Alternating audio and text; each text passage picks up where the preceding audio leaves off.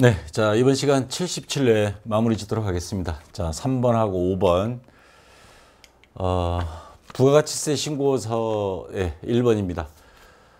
당사는 요식업을 영위하는 식당입니다. 식당인데 법인이에요. 가정한다. 다음 중 의제 매입세 공제 대상이 되는 매입 자료만을 의제 매입세 공제 신고서에 의제 매입세 공제 신고서를 작성할 게 아니고요. 자동 반영되도록 매입 매출 전표에 입력하라는 소리입니다. 지금까지 전산회계 시험 중에 이런 형태는 처음이에요. 그래서 이 77회가 합격률이 낮은 이유가 앞으로 이런 형태가 좀 종종 나올 것 같은 느낌이 좀 있습니다.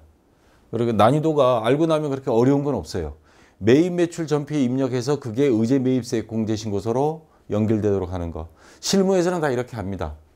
근데 우리가 시험이니까 편의상 의제 매입세 공제 신고서를 따로 작성을 했었는데 아마 매입 매출 전표에서 의제 매입세 공제 신고서로 연결되도록 하는 문제를 앞으로 이런 형태들이 한두 개씩 좀 나올 것 같습니다. 자, 2018년 확정 신고 기간이니까 4월 1일부터 6월 30일까지 의제 매입세 공제 신고서를 작성하시오. 그리고 요거 매입 매출 전표 입력해서 연결도 시켜야 되지만 1기 확정 신고 기간이 매출 공급 가액은 3억 3천만 원이고 요거 하나 추가로 입력해야 됩니다. 예정분은 없는 것으로 하며 매입 가격은 거래일에 현금 지급하였다. 자, 그러면 이 중에서 의제 매입세액이 공제가 되는 게 있고 안 되는 게 있습니다. 공제 대상이 되는 매입 자료만을 이렇게 단서 조항이 있죠. 자, 이 셋 중에 보면 우선 눈에 띄는 거 음식물 쓰레기 봉투. 이거 농수축산물 아니잖아요. 공산품이잖아요. 그래서 요거는 안 됩니다. 그 다음 여기 보면 마늘하고 사과를 샀는데 마늘이 김마늘 농민 이름입니다. 계약서에 의해서 증빙서류가 돼 있어요. 제조업체는 지난번에 요런 의제 매입세 갈 때 제조업체는 농민으로부터 직접 구입하는 거 인정해 줍니다. 근데 여기는 제조업체가 아니고 법인이에요. 법인은 안 됩니다. 계약서만 가지고 물론 이 농민이 사업자 등록증을 냈다면 뭐 그런 사람은 거의 없지만 냈다면 증빙서류가 있을 때 가능한데 전자계산서라든가 근데 이게 없으니까 요 마늘도 안 됩니다. 공제받을 수 있는 거는 6월 30일 사과. 사과농장 여기 사업자 번호 있고요. 수량 20kg, 매입 가격은 21만 2천 원. 전자계산서 증빙서류가 있습니다. 그래서 요거는 가능하죠. 자, 요거를 입력을 하는데 자, 매입 매출 전표로 갑니다. 거기 가서 자, 여기 풀이 보시면 음식물 쓰레기 봉투는 의제 매입세액 대상이 아니고 공산품이고요. 제조업자 이외의 일반 과세자인 음식업자 등은 증빙서류를 제출하지 않으면 의제 매입세액 공제를 받을 수가 없습니다. 아까 설명한 거고요. 자, 그러면 농수축산물 사과를 매입한 거니까 면세가 되겠죠. 그리고 매입이니까 면세 매입.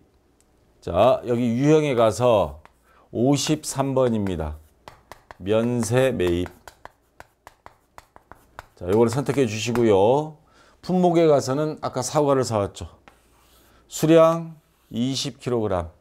근데 단가는 요거 21만 2천 원인데 나누기 20 하면 나올 겁니다. 1,600원.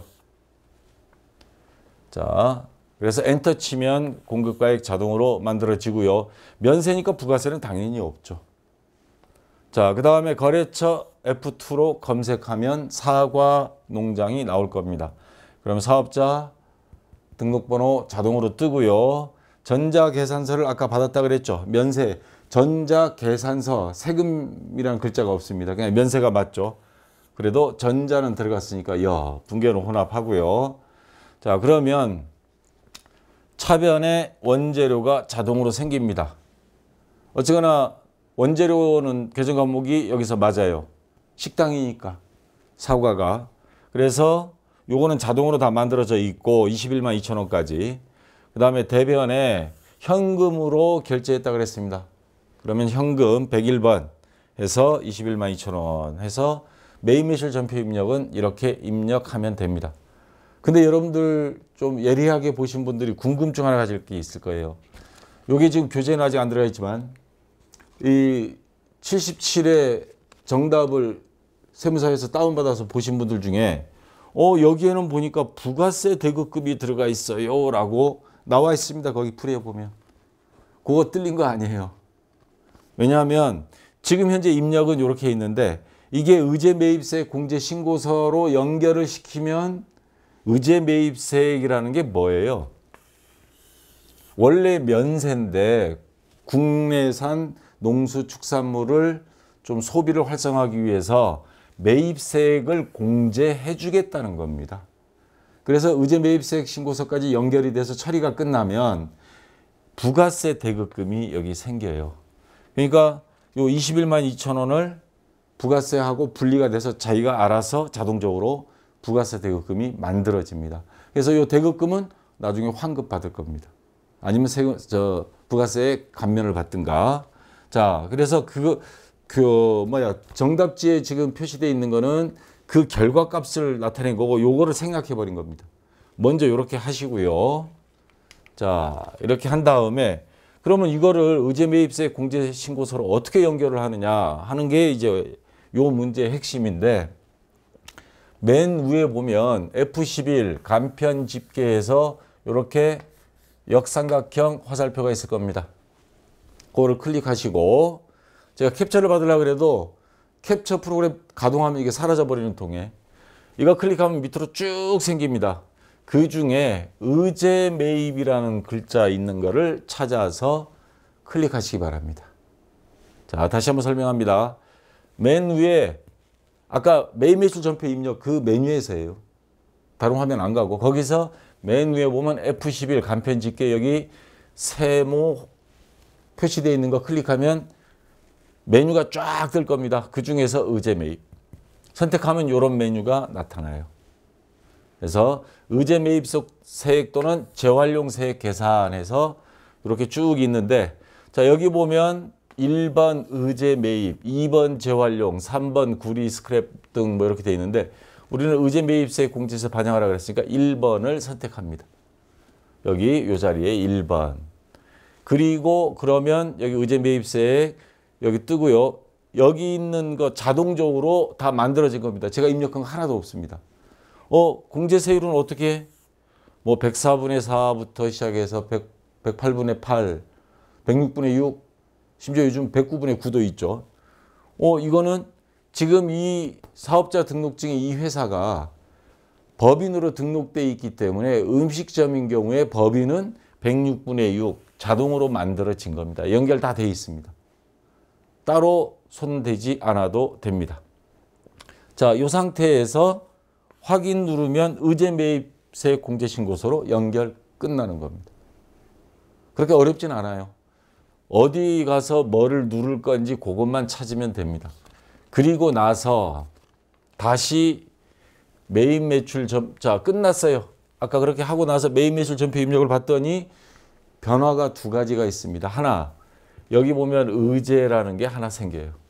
그전에는 없어요. 한번 볼까요? 자, 여기 그냥 매입, 왜냐하면 면세 매입 요거를 입력했거든요. 여기 없었습니다. 의제가. 근데 요 위에 메뉴에 가서 의제매입세액 신고서하고 연결을 시켜서 확인을 눌렀더니 자, 매입 매출 전표 입력에 보면 여기 의제라고 딱 생겨서 의제매입세액에 반영이 됐고 그게 연결이 된 거다. 그러면 그만큼 부가세를 환급받을 수 있는 겁니다. 매입세 공제가 됩니다. 그래서 여기 자동으로 자기가 생깁니다. 부가세 대급금 12,000원, 아까 21만 2천 원이 요게 두 개로 분리가 돼서 12,000원, 20만 원 이렇게 자동 분리가 된 겁니다. 제가 손댄 게 안 된 거고요. 아까 그렇게 하니까 자동으로 이렇게 다 만들어집니다. 대변은 현금 21만 2천 원 변동이 없고. 자, 요게 세무사회에서 제공한 답지에 나와 있는 게 바로 이겁니다. 그래서 부가세 대급금은 그렇게 만들어진 거다. 자동으로. 자, 어려운 건 없는데 앞으로 이런 시험이 한두 번 나올 것 같아요. 그러니까 여러분들 잘 숙지하시고 연결시켜라는 문제 나오면 앞에서도 매입 매출 전폐 입력에 이런 게 하나 있었죠. 위에 있는 메뉴 중에서 고르면 돼요. 만약에 전혀 생뚱맞은 게 나왔으면 그래도 위에서 한번 찾아보시기 바랍니다. 그거 연결하면 됩니다. 자, 그러면 자, 이제 하나 남았습니다. 이걸로서 끝낸 게 아니고 문제 보면 1기 확정 신고 기간이 매출 공급가액 3억 3천만 원이 있다라고 돼 있죠. 자, 이거 부가가치세 신고서 거기 들어가면 사과농장 자 해서 보면 의제매입세액 신고서네요, 이거. 의제매입세액 신고서 따로 들어갑니다. 부가세 신고서가 아니고 의제매입세액 공제신고서 부가가치세 2에 보면 거기 그 보조장부들이 있죠. 그걸 클릭해서 한번 들어가 보세요. 거기 가면 아까 우리가 연결시킨 거 요거 자동으로 다 들어와 있습니다. 다 돼 있고요. 여기 보시면 제가 이거 입력을 해 놓은 겁니다. 자, 과세기간, 과세표준 및 공제 가능한 금액에서 과세표준 예정분은 없다 그랬습니다. 근데 확정분이 얼마 있다고 나와 있죠? 3억 3천만 원. 확정신고기한이 매출 공급가액. 여기에 3억 3천만 원. 요거 하나만 엔터 치면 나머지 뭐 한도율, 한도의 금액 다 자동으로 만들어집니다.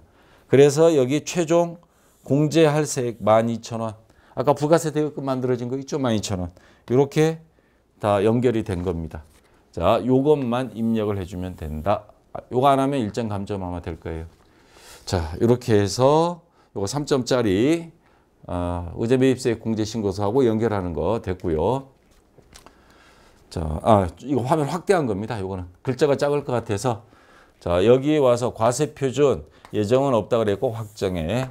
요것만 입력시키고 엔터 치면 이렇게 12,000원 자동으로 생깁니다. 자, 1번 문제 전혀 지금까지 본 적이 없는 문제 나와서 했고요. 자, 이제 부가가치세 신고서입니다. 다음은 2018년 2기면 2기 확정 신고니까 10월 1일부터 12월 31일입니다. 관련 자료이다. 이를 반영하여 2018년 2기 확정 신고 기간분 부가가치세 신고서를 작성하시오. 부가가치세 신고서 이외의 부속 서류 등이 작성은 생략하고 기존에 입력된 자료는 무시할 것. 제가 열어보니까 기존에 입력된 자료는 연결된 건 없습니다. 자, 만약에 있으면 다 더블 클릭해서 삭제해 주면 되고요.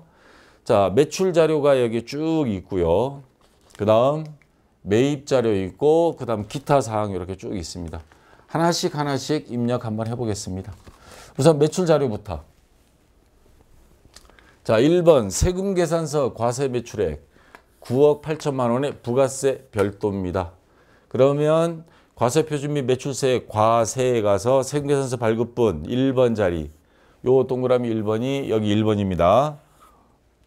9억 8천만 원 엔터 치면 세율이 자동으로 만들어져서 9,800만 원 이렇게 만들어집니다.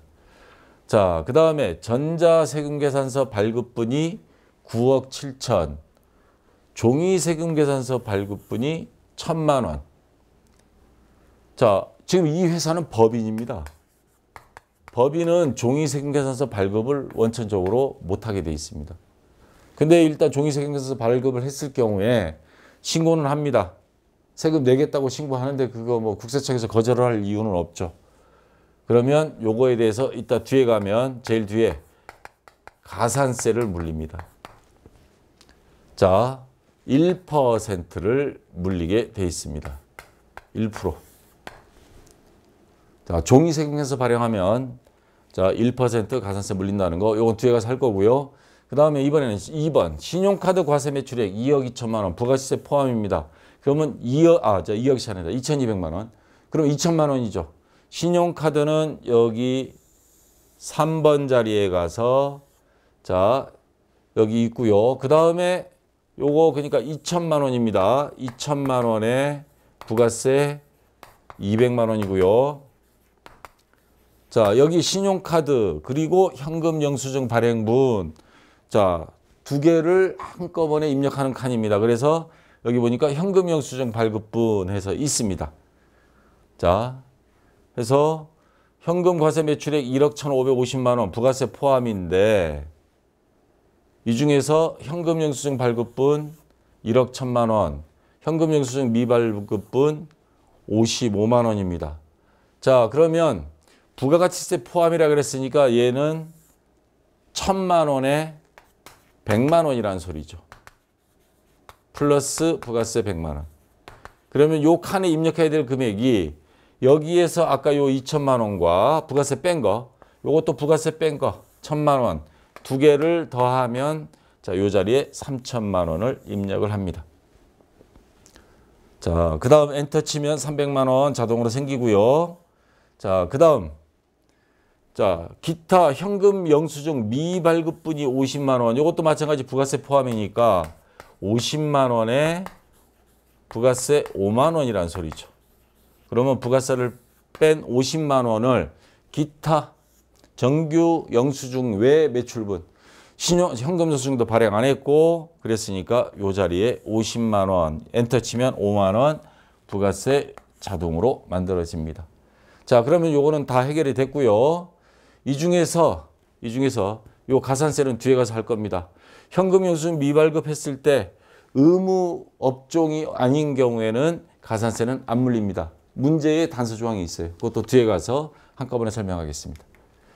자, 이번에는 매출 자료 중에 직수출.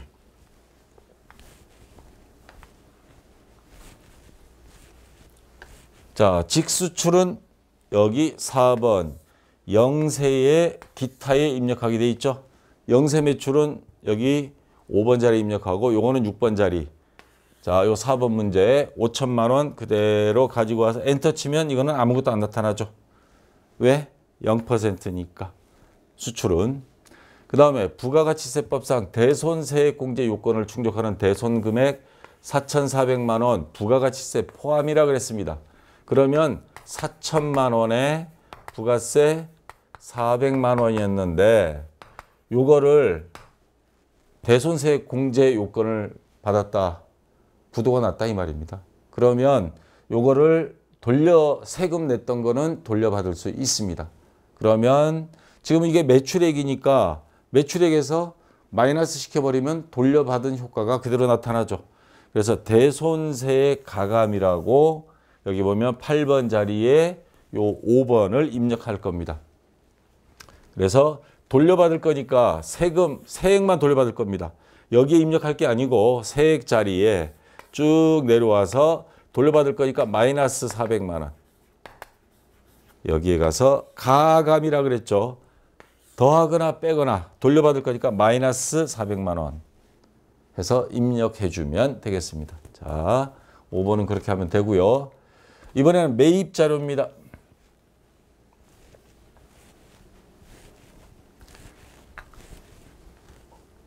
자, 1번 전자세금계산서 과세 매입액이 7억 2천만 원. 부가가치세 별도입니다. 자, 이 중에서 원재료가 6억 2천만 원. 기계장치 매입분이 9천만 원.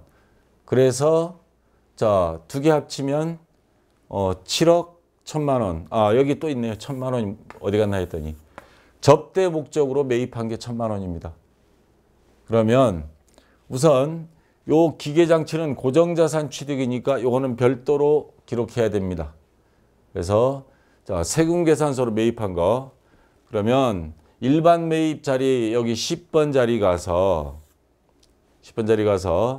총 7억 2천만 원 중에 요 6억 2천만 원, 요 9천만 원만 빼요. 고정자산 매입분. 9천만 원 빼면 얼마예요? 6억 3천만 원이죠. 요 6억 3천만 원은 요 자리 10번 자리에 가서 일반 매입 입력하고 9천만 원 고정자산 매입 요거 뺀 거는 요 밑에 보면 고정자산 매입해서 저는 여기다 기계장치라고 표시를 해놨는데 자, 여기 11번 자리에 가서 9천만 원. 근데 총 그러면 7억 2천만 원은 다 됐어요. 근데 여기에 거래처 접대 목적 매입분이 1천만 원이 요 안에 있습니다. 그러면 요 1천만 원은 매입세 공제 못 받는 불공이죠. 자, 공제받지 못할 매입세액 불공. 요거 아까 접대비라고 했죠? 16번 자리입니다.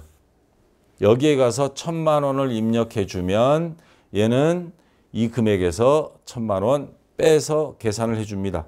그러면 7억 1,000만 원 이렇게 나옵니다. 전체 7억 2천에서 요거 빼고 7억 1,000만 원. 자, 자동 계산 됩니다. 자, 그다음 요거는 뒤에 가서 할게요. 자, 매입까지 다 끝났습니다.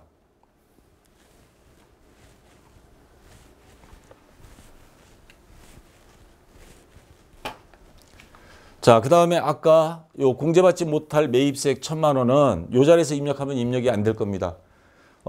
여기 커서를 놓고 클릭하면 오른쪽 위에 보조창이 뜨는데, 자, 보조창이 이겁니다.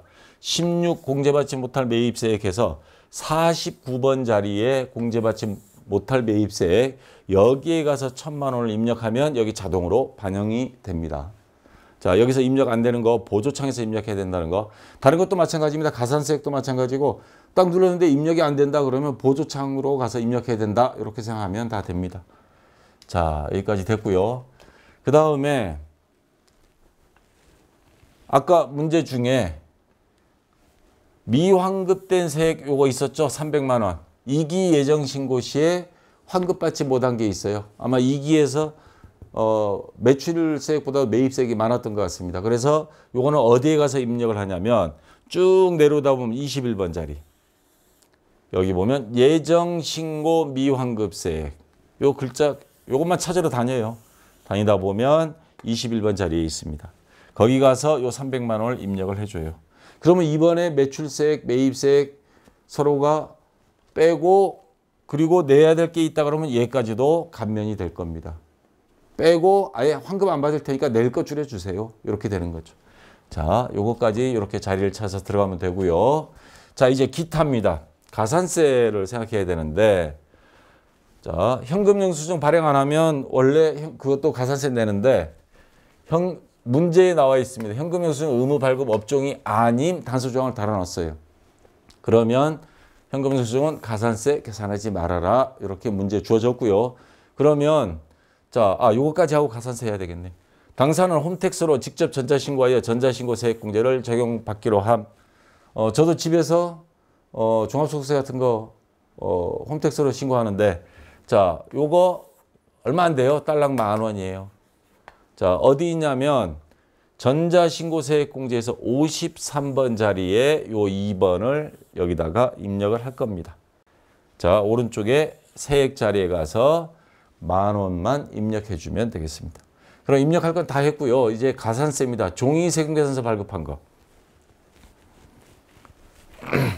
자, 여기 보시면 종이세금계산서 발급분 아까 1,000만 원 있었어요.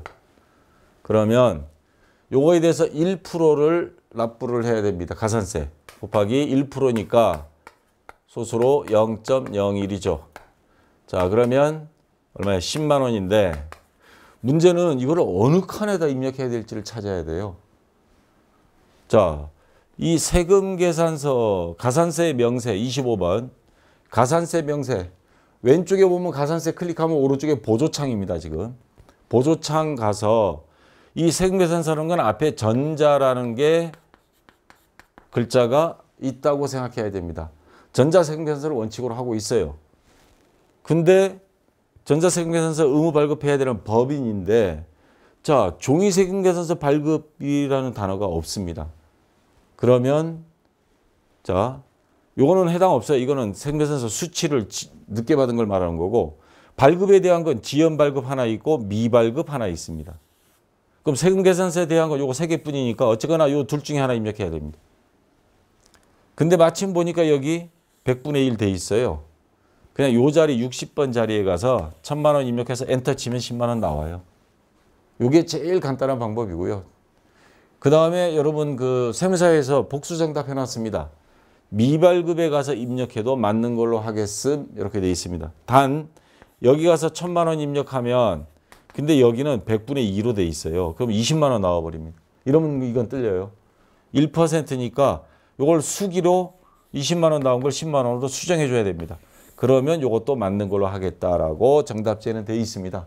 자, 우리는 종이 세금계산서 발행한 거는 아예 통일하겠습니다. 지연 발급 마침 100분의 1 돼 있으니까. 다른 자리는 안 되고요. 자, 여기에 와서 입력해서 엔터 치면 10만 원 나오는 걸로 이걸로 통일해서 하겠습니다. 그러면 가산세까지 다 끝났습니다. 전부 다. 자, 됐고요. 자, 이번에는 5번 문제 원천징수로 가겠습니다. 2018년 귀속 원천징수 자료와 관련하여 다음이 물음에 답하시오. 다음 자료를 이용하여 영업직사원 조흰노입니다. 이번엔. 필요한 수당을 등록하고 급여 자료 입력을 하시오. 단 수당 등록 및 공제 항목은 불러온 자료는 무시하고 아래 자료에 따라서 입력하며 사용하는 수당 이외의 항목은 다 부로 체크할 것. 그러면 제일 중요한 거는 급여 자료 입력에 들어가서 공제 수당 등록할 때 자, 첫 번째 할 거.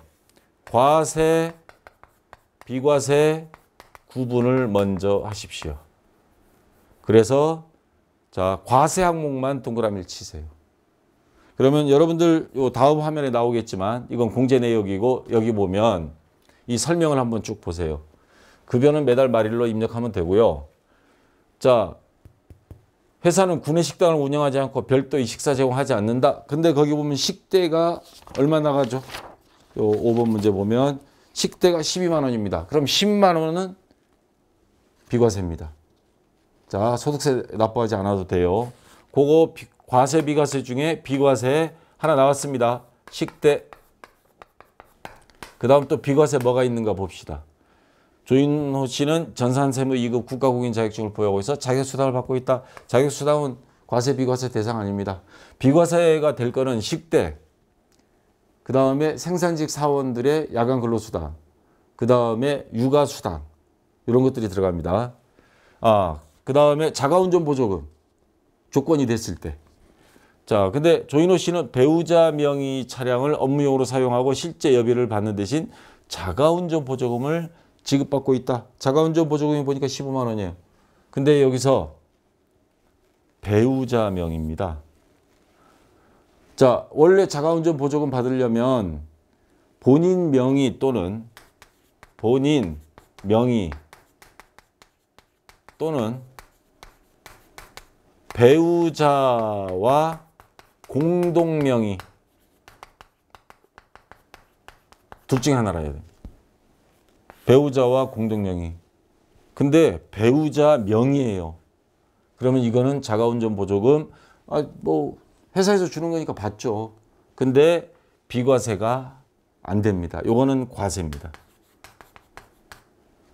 그 다음에 만 2세, 만 5세 두 명이 자녀가 있으면 자녀인당 10만 원씩 육아수당 지급받고 있다.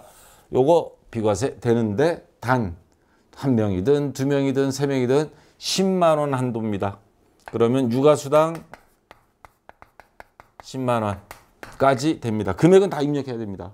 왜냐하면 급여 명세가 맞아야 되니까 합계가. 그러면 비과세가 딱 두 개입니다. 요거 외에는 전부 다 과세. 그 다음에 사용하지 않는 거. 지금 우리가 지급 내역 보면 몇 개예요? 지급 내역이 급여 항목이 기본급 하나, 둘, 셋, 넷, 다섯, 여섯, 7개. 요 7개 빼놓고는 전부 다 사용 여부에서 부로 눌러야 됩니다. 자, 그래서 과세, 비과세 먼저 설정을 하고요. 자, 하나씩 한번 해보겠습니다. 자, 프로그램은 원천징수 급여자료 입력 F4 수당공제의 수당 등록을 누르시기 바랍니다. 그러면 수당공제 등록 나오고요. 아까 식대 1번부터 한번 하겠습니다. 월 10만 원 이내 금액만 비과세 공제 받을 수 있으므로 금액은 12만 원을 입력하면 알아서 10만 원 만들어줍니다. 여기 보면 식대, 비과세 자동으로 나옵니다. 비과세는 한도는 다 자동으로 나와요. 자가운전 보조금도 한도는 다 나와요. 자, 월정액 정기냐 부정기냐 요거는 시험 문제 주어지지 않으면 채점 대상이 아닙니다. 그냥 아무거나 눌러도 돼요. 근데 시험 문제에 뭐를 제외하고는 다 월정액이 더하면 다 정기로 해야 됩니다. 사용 여부, 비과세 식대 요거는 해당이 되니까 사용 여부요. 그 다음에 아까 이 7개 없는 것들은 다 부로 고쳐도 됩니다. 직책 수당, 월차 수당 없죠? 제가 이거 부로 다 고쳐버렸습니다. 기본급 상여는 있습니다. 그러면 여로 놔두고요. 자, 그 다음 자격수당. 자격수당은 이거 뭐 비과세 대상은 아닙니다.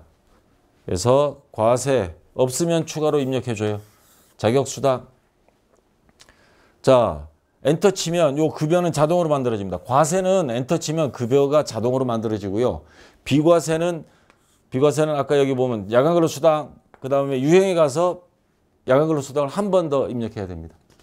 자, 급여 자동으로 만들어지고 뭐 정기, 부정기, 정기로 해주고 사용여부 여 해서 없는 거는 추가로 만들어주고요. 그 다음에 자가운전 보조금. 자가운전 보조금은 이거 아까 안 된다 그랬죠. 왜? 본인 명의가 아닌 배우자 명의. 배우자와 공동 명의면 되는데 이건 배우자 명의라서 안 된다 그랬습니다. 비과세 공제 받을 수 없으므로 과세 항목인 자가운전 보조금을 자 새로 만들어 줍니다. 자, 지금 현재 여기 비과세 자가운전 보조금은 있어요. 근데 과세 대상이기 때문에 비과세가 아니기 때문에 요거 지우려고 해도 안 지워집니다. 그러면 밑에 추가로 과세 자가운전 보조금 하나 만들어서 엔터 치면 과세는 자동으로 급여라는 글자가 나옵니다. 그리고 정기 사용여부 여 해서 자 입력해 주면 되고요.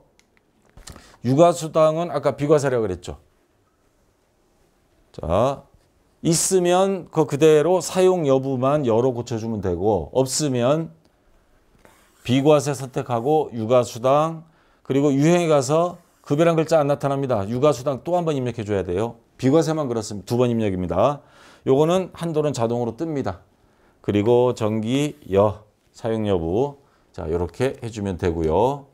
자 그리고 나면 자 조인로 자 이렇게 했는데 아직은 금액 입력하지 않은 상태가 되겠죠, 여러분은. 자 그러면 여기에서 7개 외에 뭐 엉뚱한 게 들어왔다. 그럼 돌아가세요. 돌아가서 그거를 사용 여부를 다시 한번 체크하십시오. 불호하고 자 이거 확대해서 보겠습니다. 7개 딱 됐습니다. 그리고 기본급부터 문제 주어진 대로 다 입력하세요. 요거 다 입력, 그거 그대로 입력하면 아까 식대 요 12만 원 중에서 10만 원만 비과세라고 그랬고 육아수당 20만 원인데 한도가 10만 원입니다. 요거 두 개가 여기에 20만 원, 요거 더한 금액이 이렇게 나타나면 정확한 겁니다. 근데 만약에 비과세가 20만 원 같은데 이게 30만 원 됐다. 뭔가 하나 급여자료 잘못 입력한 겁니다. 그래서 거기 다시 한번 수당 공제 가서 수당 등록 거기 가서 다시 한번 확인을 해 주시고 그 다음에 공제 항목 여기 가서 순서대로 보면 뭐 소득세 금액이 뭐 자동적으로 만들어진 거 있을 거예요. 그건 무시하시고 문제에 나온 거 그대로 똑같이 입력해 주기 바랍니다. 만약에 엉뚱한 게 뭐 하나 있다 여기 그런 거는 지워버리세요. 자, 그거는 아까 등록에 가서 사용 여부에서 부로 전환하면 됩니다. 똑같이 입력해서 자 원래 문제에 있는 금액 차인 지급 금액 256만 780원 이렇게 딱 나오면 정확하게 입력이 된 겁니다. 자 여기까지 해서 급여 자료 입력은 다 됐고요. 자 이제 연말정산. 자 다음이 연말정산 관련 자료를 보고 생산직 사원 장필주 자 코드 105번 입사일 이렇게 다 나와 있습니다. 세대주 1900, 5500만 원으로 가정한다. 세부담 최소화를 위한 연말정산 추가 입력 자료 입력 메뉴이 연금저축도 하라 그랬습니다. 이것도 안 나오던 거 자 한번 입력해야 되고요. 연말정산 입력 탭 요 두 가지를 입력하시오 해서 부양가족 자료 쭉 나와 있습니다. 배우자 자 우선 기본 공제 대상자인지 아닌지 확인 들어가야 됩니다. 배우자 총급여가 500만 원이에요. 급여라 그랬으니까 근로소득이겠죠. 근로소득은 500만 원까지는 된다 그랬죠. 자 부양가족 기본 공제 대상자가 됩니다. 그 다음에 아버지 장국환 소득 없어요. 그럼 당연히 되고요. 자 자식이 둘입니다. 장부천 소득 없어 중학생 당연히 되고 미취학 아동 소득 없음 됩니다. 가족들 부여 기본 공제 대상 자 안 되는 사람은 없고 다 됩니다. 그러면 연말정산 자료가 문제에 주어진 게 보험료, 의료비, 그 다음에 교육비, 기부금, 신용카드 사용액, 연금저축 이렇게 쫙 있습니다. 요거 하나씩 하나씩 그러면 자 어떤 건 공제가 되고 어떤 건 공제가 안 되는지 들어가 보겠습니다. 자 우선 연말정산 추가 자료 입력 메뉴에 들어가서 F3 전체 사원을 클릭하세요. 왜냐하면 여기 사원이 처음에는 안 나타나니까 클릭하면 계속근무자를 모두 불러오시겠습니까? 예 선택하시고요. 그러면 이렇게 조인호 장필주가 나옵니다. 그러면 우리 지금 문제에 나온 거는 장필주에 대한 겁니다. 그래서 회사 장필주 사원 코드 105번 맞죠? 자 그러면 총급여 뭐 쭉 나타나고 손댈 거 없습니다. 지금 상태에서 자 부양가족이 다 들어갔는지 요게 한번 확인을 해봐야 됩니다. 그래서 부양가족 소득공제를 클릭을 했더니 장필주 본인부터 시작해서 가족들 거 요거 다 입력이 이미 돼 있습니다. 자녀까지. 손댈 거 없습니다. 이거는 입력돼 있는 거 그대로. 만약에 없으면 다 입력을 해야 되고요. 주민등록번호로. 자, 그 다음에 자 본격적으로 연말정산 들어가겠습니다. 자, 연말정산은 아까 우리 부양가족이 다 등록이 됐는지 확인한 거고요. 자, 연말정산 입력 여기 메뉴 누르면 입력하는 칸이 나타나고 좀 이따가 연금저축도 하라 그랬으니까 이것도 이제 클릭할 겁니다. 자, 우선 연말정산 입력부터 보험료부터 문제 순서대로 하겠습니다. 이 중에서 공제를 못 받을 거 있는지 확인을 해야 됩니다. 자동차 보험료 이거 기본적으로 됩니다. 상해보험 당연히 되고요. 근데 저축성 보험은 안 됩니다. 저축성 거는. 자, 자동차 보험 뭐 직불 카드로 결제니까 요거는 신용카드 등록할 때 이따 가서 볼 거고 지금은 요거 빼고 나머지 두 개 80만 원. 여러분들 보장성 보험 거기 60번 찾아보시기 바랍니다. 하도 칸이 많아서 잘 찾아야 됩니다. 오른쪽에 있습니다. 보장성 보험 60번 자리 가면 거기에 보장성 보험 의료비, 교육비, 기부금 다 있습니다. 특별세액공제. 거기 가서 자 일반 자리에 가서 여기 뭐 장애인은 없어요. 가족들 중에. 거기 가서 80만 원 두 개 합친 금액. 그래서 엔터 치면 나머지 자동으로 만들어지고 실제 공제되는 건 96,000원만 공제되는 겁니다. 이게 다 공제시켜주는 게 아니고. 자, 이 계산은 알아서 자동으로 K레 프로그램이 다 해주고요. 자, 그 다음에 의료비입니다. 자, 의료비 중에 해당이 없는 거 찾아내야 돼요. 위암 수술비 당연히 되겠죠, 이거. 의료비는 가족들 전체 다 됩니다. 나이, 소득 그래서 제한 없이. 한약 구입비. 한약은 웬만하면 안 돼요. 근데 치료 목적용이라고 되어 있습니다. 이런 경우는 가능합니다. 한약으로서 치료가 가능한 경우. 근데 건강 증진 목적으로 요즘 기력이 쇠하야 그런 건 안 되고요. 라식도 치료로 봅니다. 뭐 멀쩡한 눈 성형수술 하려고 라식 하지는 않으니까요. 자, 신용카드 결제인데 요거는 뒤에 가서 신용카드가 설명할 거고요. 그 다음에 치아 미백 수술비. 이건 치료 목적이 아니죠. 그래서 요거는 안 됩니다. 의료비 공제가 안 됩니다. 그래서 요거 세 개인데 자 여기서 누구 건지를 한번 봐야 되겠습니다. 장국환이가 누구예요? 자, 장국환은 아버지입니다. 아버지고 그 다음에 장여천. 장여천은 막내 미취아가도. 그 다음에 장필주. 장필주는 누구예요? 본인이네요. 그러면 본인 80만 원에 여기 보시면 본인과 경로자 입력하는 거 그 다음에 밑에는 일반 따로 있습니다. 자, 아버지 거 400만 원.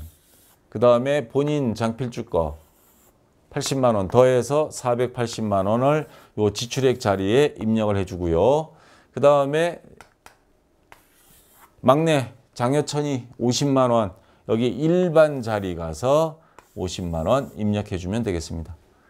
자, 그래서 엔터 치면 실제 공제되는 거는 자동 계산이 돼서 54만 7천 원. 뭐 거의 530만 원 의료비를 썼지만 공제되는 건 54만 7,500원이 공제가 됩니다. 자, 이렇게 됐고요. 그 다음에 교육비입니다. 교육비 중에서도 또 공제가 되는 게 있고 안 되는 거를 찾아야 됩니다. 자, 요거 한번 확인 한번 해볼게요. 자, 여기 보면 자녀가 둘이 있는데 5살, 10살. 10살이면 취약아동이고 5살이면 미취학아동이죠. 두 자녀의 학원비도 교육비 세액공제가 되나요? 하는데 국세청에서 미안하지만 학원비는 취약전 아동 한 명만 연 300만 원 한도에서 세액공제됩니다 하는 게 미취학아동만 된다는 소리입니다. 자, 그래서 그리고 교육비는 누구만 되느냐 대상이 있습니다. 나이, 소득 보는데 나이는 교육비는 안 따집니다. 근데 소득은 따져요. 왜? 자녀인데 자식인데 대학교 학생 만 20세가 넘어버려요. 나이 요건은 뭐예요? 20세 이하 60세 이상이죠. 근데 대학생이면 22살, 3살도 있잖아요. 나이를 봐버리면 대학생 수업료를 어떻게 해? 그래서 나이는 안 보고요. X는 안 본다는 소리고 소득은 본다는 소리입니다. 알바해가지고 얘가 알바해서 500만 원 넘어요, 1년에. 그러면 안 됩니다. 돈 벌는 자식이 있으면. 자, 근데 또 하나. 직계 존속. 직계 존비속 할 때 존속은 뭐예요? 위쪽. 그러니까 부모님. 부모, 할아버지, 할머니. 부모들은 직계 존속은 노인대학이라든가 이런 거 일체 공제가 안 됩니다. 요거를 잘 받으시기 바랍니다. 교재 533페이지 요 표가 있습니다. 요 표를 잘 받으시기 바라고요. 자, 의료비는 다 됩니다. 나이, 소득 안 따집니다. 자, 그리고 구체적으로 갔을 때 교재 536페이지를 이해가 안 되시는 분들은 여기를 봐주시고요. 취약전 아동 학원 다 되고요. 학원, 체육시설, 수강료, 태권도 학원 다 되고 초중고등학생들은 자 학원 안 됩니다. 근데 교복이라든가 현장체험 학습 이런 거 교복은 50만 원, 현장체험 30만 원, 방과후 학교 수업료 입학금 뭐 교과서 대금 다 됩니다. 자, 대학생 수업료 입학금 요거 되고요. 자, 그래서 지금 이 경우에 안 되는 게 장국환이가 누구예요? 아버지죠, 이거. 그래서 장국환은 직계존속은 아까 안 된다 그랬습니다. 근데 아버지가 지금 나이가 70인가 되는데 69세인가 70인데 대학교를 다닌다는 게 아마 노인대학 같은데 자, 아버지는 교육비 공제가 안 되고요. 자, 영어 학원비 장부천 여기 아들이죠, 이거. 자, 중학생이에요. 중학생 학원비 안 된다 그랬습니다. 이거 교육비 공제 안 되고요. 그 다음에 중학생 교복은 된다 그랬습니다. 50만 원 한도에서. 그 다음에 막내 연 300만 원 이내에서 태권도 학원비 이거 됩니다. 그래서 요거 두 개만. 자, 취약전 아동 먼저 이거 더블 클릭하면 따로 입력한이 생겨요. 거기에 가서 요 60만 원 입력해 주고요. 그 다음에 초중고 여기 보면 한도에 다 있습니다. 문제 1인당 300씩. 자, 초중고 더블 클릭해서 교복 구입비 중에서 50만 원만. 교복은 50만 원까지만 되니까 요거 입력해 주고 엔터 치면 해서 실질적으로 공제되는 거는 16만 5천 원입니다. 자, 그 다음에 기부금입니다.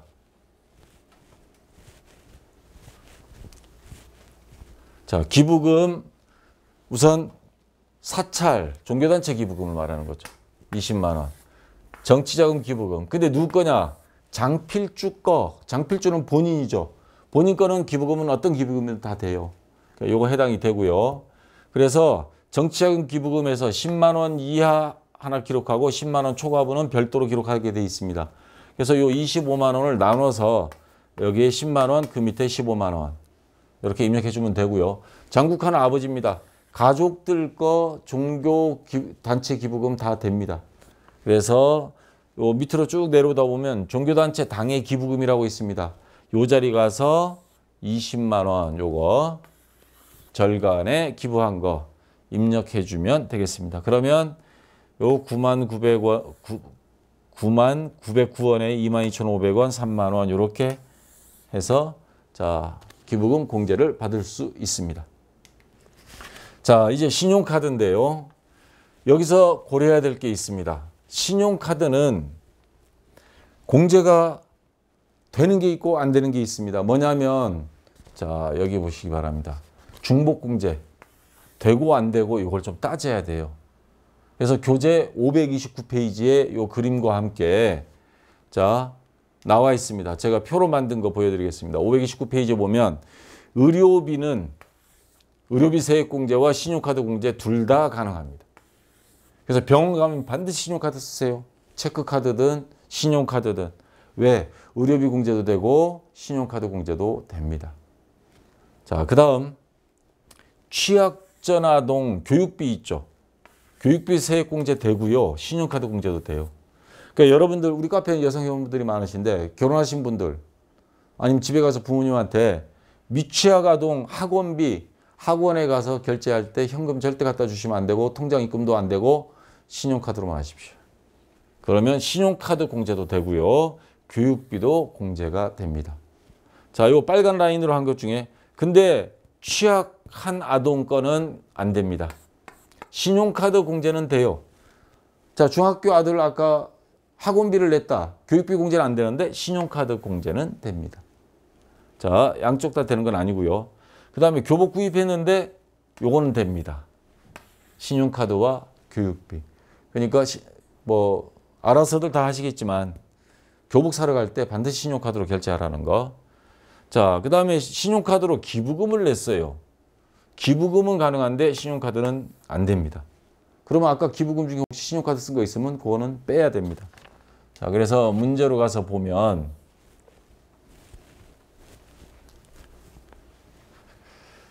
자, 신용카드 2,200만 원 썼어요. 라식 수술비, 의료비는 된다 그랬죠, 아까? 상관없습니다, 요거는. 그래서 2,200만 원 여기 입력을 해주면 되고요. 그 다음에 자, 직불카드 먼저 하겠습니다. 600만 원. 자, 그 중에 자동차 보험료가 60만 원 있어요. 요거는 안 됩니다. 자동차 보험료는 공제가 되는데 신용카드 중복 공제가 안 됩니다. 그러면 60만 원을 빼요. 그러면 540만 원만 여기 이렇게 직불 선불카드 입력해주면 되겠습니다. 그리고 신용카드 잘 봐요. 15%예요. 근데 현금 영수증이나 직불카드는 요거는 30%예요. 그러니까 여러분들 신용카드로 어디 가서 웬만하면 하지 말고 직불카드, 체크카드를 만들어서 사용하시기 바랍니다. 더블입니다. 공제액이. 자, 그 다음 현금 영수증 요 자리에 입력을 해야 되는데 55만 원인데 전통시장에서 30만 원 현금 영수증 받은 게 있어요. 요거 분리시켜 줘야 됩니다. 그냥 순수한 현금 영수증과 전통시장 따로. 자, 여기 현금 영수증 25만 원, 55만 원에 30만 원 빼면 25만 원 요거 입력해 주고요. 여기 와서 전통시장 사용액 30만 원 별도로 해줍니다. 요게 왜냐하면 40%예요. 전통시장은. 우리나라 재래시장들 어렵다 그러니까 정부에서 10% 더 해주고 있습니다. 그러니까 따로 분리해야 더 많이 공제를 받으니까. 자, 이런 식으로 해서 요것도 다 따로따로 해주면 되고 요것만 조심하면 되겠습니다. 그 다음에 요거는 전통시장 분리해서 현금 영수증이랑 분리하면 되고요. 자, 해서 입력해주면 되고 그러면 전체 공제가 515만 원 나오네요. 공제율 금액이. 근데 뒤에 가면 또 줄어듭니다. 자, 마지막 연금저축입니다. 우리은행 연금저축 300만 원 있고요. 국민은행 연금저축이 있는데 근데 요거는 장필주 거고 요 나무현이에요. 이거 배우자죠, 이거. 연금저축은 원칙이 본인만 됩니다. 본인 것. 부인은 부인대로 보니까 아까 근로소득 500만 원 있던데 부인은 자기 연말정산할 때 자기 거는 자기가 가서 공제받으면 돼요. 본인 것만 되니까. 그래서 요거는 안 되고요. 국민은행 연금저축은 안 되고 요것만 공제가 가능합니다. 그러면 어디 가면 되냐면 아까 우리 연말정산 입력 여기 가서 다 입력했죠. 여기 가면 연금저축이라고 있습니다. 여기 가서 입력하면 자동 연결됩니다. 자, 요거 가서 클릭하면 여기 보면 1번, 2번 이렇게 있는데 자, 우리가 할 게 연금저축입니다. 여기 가서 클릭하면 1번, 2번 이렇게 나타나요. 그 중에 2번이 보면 연금저축입니다. 연금저축 구분에 가서. 그 다음에 자, 어느 금융회사냐? F2 눌러서 우리은행 검색하면 나타나고 그거 선택해 주시면 되고요. 여기 우리은행이니까. 그 다음에 요거 계좌번호 요 123-4567-89000 자 수작업으로 입력해야 됩니다. 그래서 입력하고 그 다음 납입 금액 300만 원 납입했습니다. 여기에 입력하고 엔터 치면 자 소득 세액공제 45만 원 자동으로 이렇게 계산이 나옵니다. 자 그래서 연말정산 가보면 요게 연금저축 세액공제 자동으로 들어가 있고 이런 식으로 이것저것 빽빽하게 다 들어갑니다. 지금 글자가 작아서 안 보이는데 그래서 요거 입력한 상태에서 보니까 요 사람은 요 장필준가 요 사람은 보니까 93만 2,333원 돌려받을 겁니다. 자, 요거는 뭐 채점 대상은 아닌데 앞에 거 다 입력 맞게 하면 다 나오니까요. 자, 요렇게 해서 77회 진짜 어려운 거 여러분들 꾹꾹 참아가면서 잘 들었습니다. 근데 출제 경향이 제발 이렇게 안 나오길 바랄 뿐이고요. 만약에 이렇게 나올 거에 대비해서 다른 장부하고 연결되는 거 위에 메뉴에서 선택하면 된다는 거 그 정도 알아두시고 반복해서 잘 봐두시기 바랍니다. 자, 다음 시험에 꼭 많이 합격하시길 기원하겠습니다. 자, 수고했습니다.